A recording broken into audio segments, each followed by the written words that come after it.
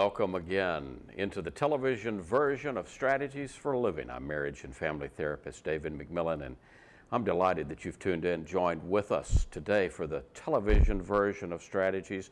Why do we do Strategies? Well, we're all about helping us live healthier, more peaceful lives in our bodies, our minds, our spirits, and in our relationships, Dr. Robert Manier. You are one of my very favorite people. Well, you're one of my very favorite people, period, but you're especially one of my very favorite people to be on radio and TV with.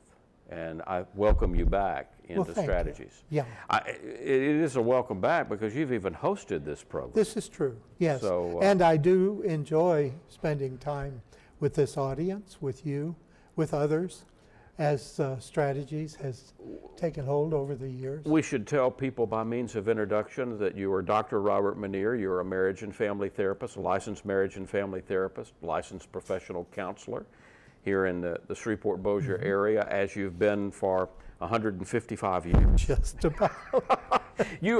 By far, you are the dean of marriage and family therapists, licensed professional counselors. You were doing marriage and family back before we were talking about marriage and family. Yes, and it's been a privilege to be a part of its growth. But my question for you is, how do you keep looking so young? Children, grandchildren, great-grandchildren. There you go. And young clients. I'm seeing more and more grandchild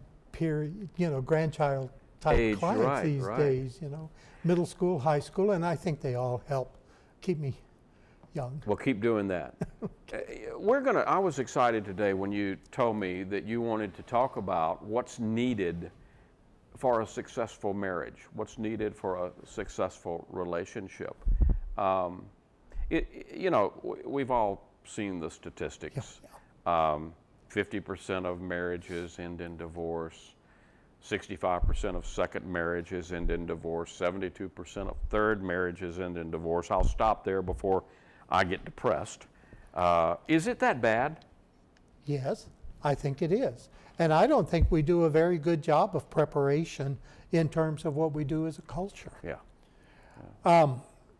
One more statistic, remarriage to the same partner is up around 80% failure rate.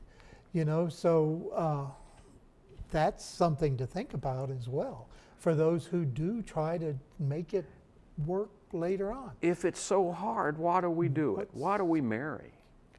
And a lot of people, I think, are delaying it, certainly. Some are just not even bothering to. Yeah.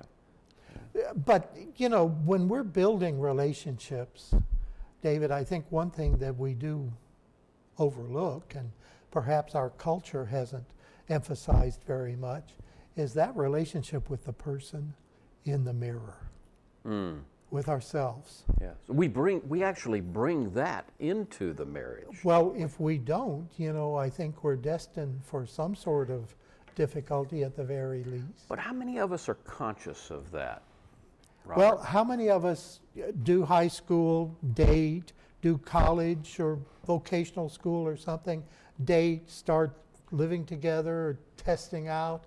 In other words, we've never spent any time totally on our own as an adult, trying to make adult decisions as an individual, getting a job, building some sort of a career for ourselves, some sort of a belief that we are capable, whole individuals who can then engage in a relationship with someone else because we want to, not because we feel we need to, or it's time, that's the next step. It's a big difference between I want to and I have to. And I have to, yes. And I think many of our early marriages we have entered into now because we felt a need. We felt we have to. We felt the pressure. Maybe it was community pressure, maybe it was cultural pressure, maybe it was family pressure.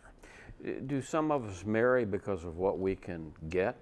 Do some of us marry because of what we can give? And are both of those, in a sense, problems? They are certainly on the table for our discussion today.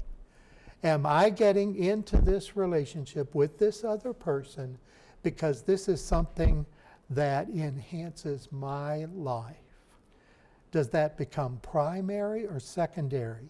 Do I take what I can bring to this other person and make that primary and make what I get back secondary? So, in the many, many years that you have practiced, and you probably don't know account, you've probably long since lost account of how many couples I you've started worked in with. 72, but I've long since lost account of how many. Got to be Yeah. thousands. Got to be in the thousands. Have you got any idea why? Is there something magic? Is there something that we can put on the table and help our viewers with in terms of why do some make it? Why do some have so much trouble? Those that seem more successful, those that, as far as I know, are for life, and I don't know that for certain. Sure. But what I do see that's a recurring theme is a focus more on what I can, my expectations of myself toward my partner in terms of tone of voice, posture, facial expression, choice of topic, whether or not I breathe, do I react and do I respond from up here or react from down here in the knees? I Or call that from the gut down. gut down. Yeah. Yeah. And I think this is a genuine question that we need to ask ourselves very frequently. Is that something you mentioned a second ago? I don't know if you were talking about we therapists or if you were talking about we the culture. You made the statement that we don't prepare our couples. Maybe you think were talking about we the church. I don't know Well, what you were. let's say our culture. Our culture. So we don't prepare. There's no If we textbook. look at what goes on among, the places where our culture plays out, which would be the places we entertain, the places that we spend time with one another, and entertainment is huge here. The situation comedy, the reality programming that we see on television, the huge sports content. And I'm not being critical of any of that. But I think if we pay close attention to the part that has to do with entertaining and watching other people, we are primarily entertained by folks that are looking at what they can get rather than what they can give. We don't see much focus. We don't see much written about that. We don't see much emphasis on how do we be a better person toward our spouse and our children rather than the opposite. So in a way, sometimes I will urge couples, if you want to be successful, you have to work to be countercultural. You have to go against the grain a bit. For example, understanding versus acceptance. We grow up learning from what's around us. Well, I can accept what I can understand. But I think one of the foundational pieces of a successful lifelong relationship is being able to accept whether or not we understand, because acceptance does not mean unconditional approval. So you're but saying it does mean this person is my life with foibles, idiosyncrasies, quirks, all of them. and so you're saying understanding is overrated. I Over- don't necessarily have to understand you to in order to accept have you. you. Exactly. In that connection, I think understanding is overrated. And maybe to go back for a moment, that I think you said something extremely important, the difference between responding to And our react. mates and reacting Yeah. to our mates, or our children, our coworkers, people around. but our primary relationship, the primary dyad, Mm-hmm. obviously, if we're in a marriage, is to that other individual. Yeah. So, there's an old saying, marriage has got to be 50-50. Well, there's a newer saying that suggests that for them to be successful, it's a willingness to be 100% and accept nothing back, or not expect anything back is maybe a better way to put it. And there are certainly going to be times. We're in our 58th year, my bride and I. And, we're at a stage in our life where a health issue can change in just a flash. Absolutely. And so unless there is a willingness to be available, to be present, to be there 100% of the time, whether or not that's literal. Because you could be called to do that in an Exactly. instant. So, and okay, is that more likely to happen later in life? Probably. But it can happen early in life. It could happen at And, any point. we see addiction, we see other kinds of issues going on in a person's young life that seem to take precedence over the relationship.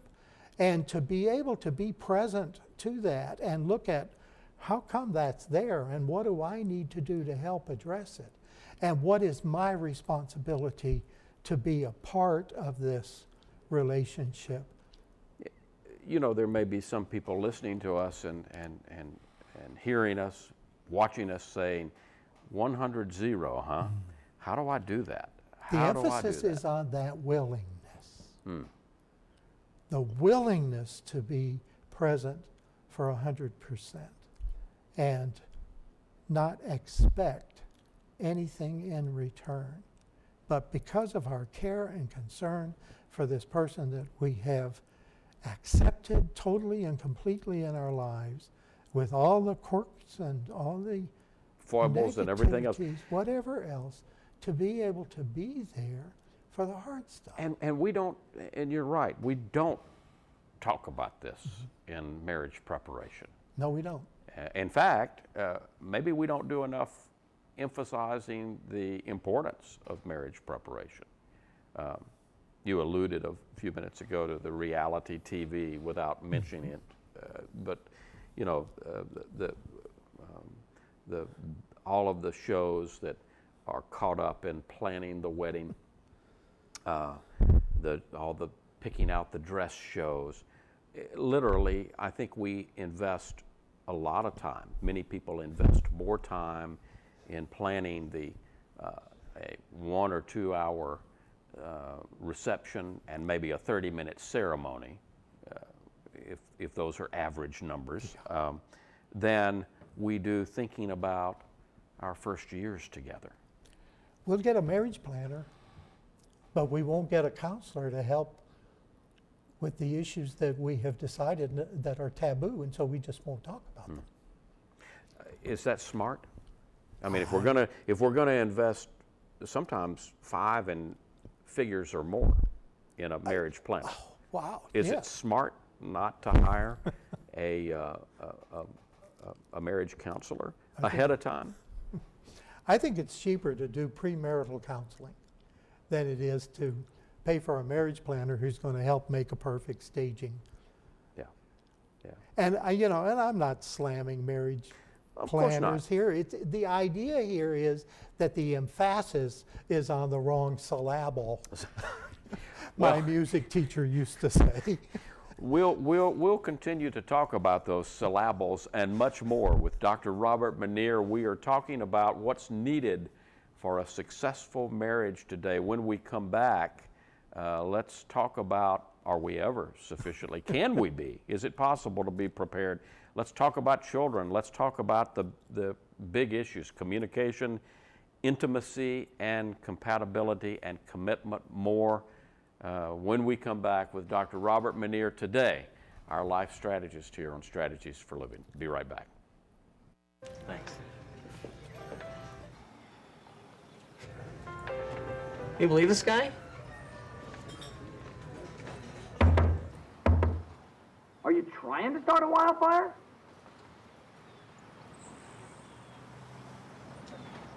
Sorry. Pass the honey? 9 out of 10 wildfires are caused by humans. Only you can prevent wildfires. One of my biggest passions in life is animals. That's why I've worked with Morris Animal Foundation for over 40 years. Morris Animal Foundation is a world leader in helping animals live longer, healthier lives. You can too. Just show your support at morrisanimalfoundation.org. To help cats, dogs, horses, and wildlife live healthier lives, visit morrisanimalfoundation.org, where we are advancing science that will create a healthier tomorrow for animals. What if you could unleash your child's creativity while preparing them for a successful future? What if you could ignite your child's love of learning with one after-school program? What if that one program was easy and fun and taught critical thinking, teamwork, and communication? Destination Imagination is the one. Destination Imagination has been teaching kids teamwork, creativity, and problem solving for more than 25 years. Our students report increased ability to excel at school. Teachers report better attention and participation in our students. A major university study has documented how our students are ahead of others in creativity and innovation, skills that employers want and our future needs. To learn more about Destination Imagination, go to www.startateam.org and make Destination Imagination the one for you. Odds of becoming an astronaut, 1 in 13,200,000. Odds of being struck by lightning, 1 in 576,000. Odds of dating a supermodel, 1 in 88,000. Odds of bowling a perfect game, 1 in 11,500. Odds of being trapped in an elevator, 1 in 24,528. Odds of catching a ball at a major league game, 1 in 563. Odds of an injury from shaving, 1 in 6,585. Odds of tripping while texting, 1 in 10. Odds of getting cancer in your lifetime, 1 in 2 men, 1 in 3 women. It's up to us to change the odds for our generation. For the ones we love. For our future. If you don't like the odds, stand up. Stand up to cancer.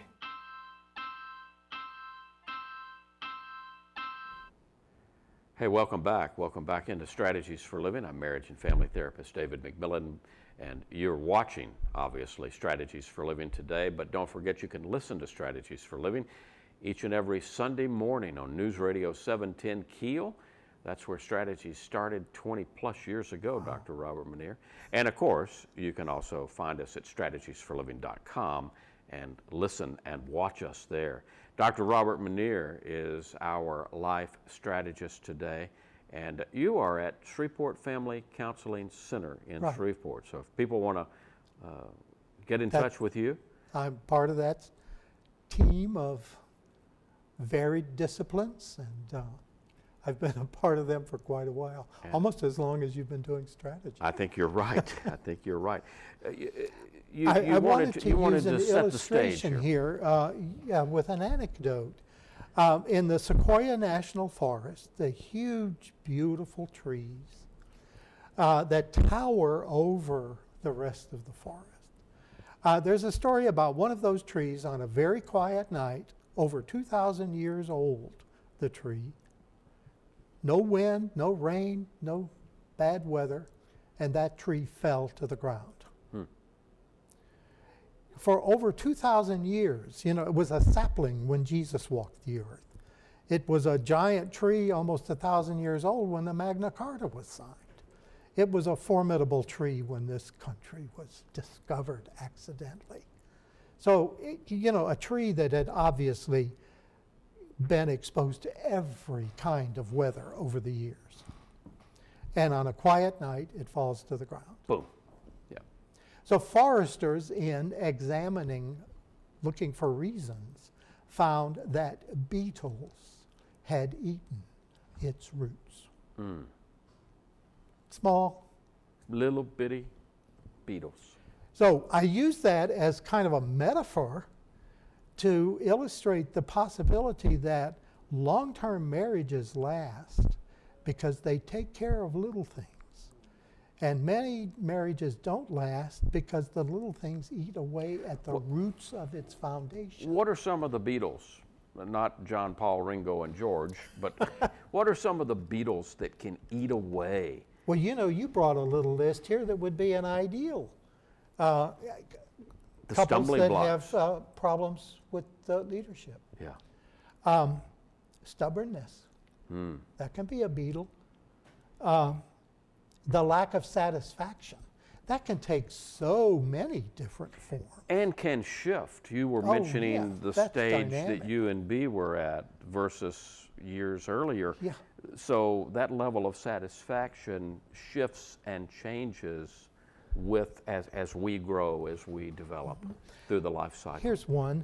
I wish my partner had more time and energy for recreation with me. Okay, just asking the question, how do you spend time together? And is it exclusively a TV? Or are we playing with our pads? Or are we playing with our phone? Or do we have the discipline to cut the electronics off and be present to each other for even 5 to 10 minutes? And that may sound like such a small amount of time. But it can, you know, if you don't have any time, you can't have quality time at all. Absolutely. And even with a little bit of time on the clock, you can improve the quality if you are intentional. And if you look more deeply at your person than just arm candy or he's, you know, a stud, and the physical, and I don't discount any of that, it's huge, but it's certainly not going to last with us through 60 or 70 or so years of marriage, because the physical is one of the first things that begins to fall away. What's the, in your years, what is the longest married couple that presented themselves for therapy? Well, at the personal level, we buried my dad on his and my mom's 70th wedding anniversary. So 70 years was one I was familiar with. And I'm talking about who presented for therapy. As a couple that has presented for therapy, I've had those in the early 50 years. And that's been about the maximum for me. And it's interesting that one maybe would come first and then bring the partner, and we would begin to look at what are some of the issues that they're dealing with. And some that come to mind had to do with other family members who were older, who one or the others had some responsibility with, and so this shared responsibility with aging parents. Less frequently, but as impactful, are those who have come because they have adult children who are dealing with issues. And they're younger than the couple that are coming in, but it's parental concern for the well-being of these individuals. And these things, maybe they're not even considered Beatles, small things. Some of these things are big things. Yes, they are. Counseling at any stage, marriage therapy at any stage of the relationship, is about setting aside that safe place. Yes. That time and that safe place that we can take some of this stuff that we otherwise would not open up and look at. And if we don't carve out a safe place early in our relationship, it's going to be very hard to do so later. Absolutely. Because it does take intimacy. It does take an awareness of each other's needs and wants. It takes that commitment. It takes that commitment. It takes all of that I listed there. Communication, intimacy, commitment, compatibility. Yes. And now, if people want to make an appointment with you, how do they call? What's the phone number? 221-4455. 221-4455. Shreveport Family Counseling Center. Dr. Robert Manier. You've got to promise, you know, that this time together, when you and I sit down like this, it goes far too quickly. So you got to promise to come back. I will. And host the show again. I will Okay. commit to doing that as well. All right. Folks, don't forget to tune into the radio version of Strategies for Living. It's on News Radio 710 Keel, Sunday mornings between 9:05 and 10. Don't forget, you can find us on Fridays in the Lagniappe section of the Shreveport Times, and as always, at www.strategiesforliving.com. For Dr. Robert Manier, I'm marriage and family therapist David McMillan. We'll see you next time here on Strategies for Living.